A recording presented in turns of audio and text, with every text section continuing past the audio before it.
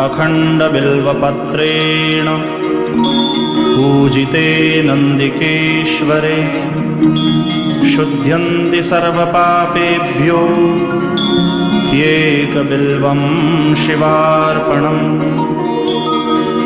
शालिग्रामशिलामेकां विप्राणां जातु अर्पयेत् सोमयज्ञमहापुण्यम् एकबिल्वं शिवार्पणम्। दन्तिकोटिसहस्राणि वाजपेयशतानि च कोटिकन्यामहादानम् एकबिल्वं शिवार्पणम्।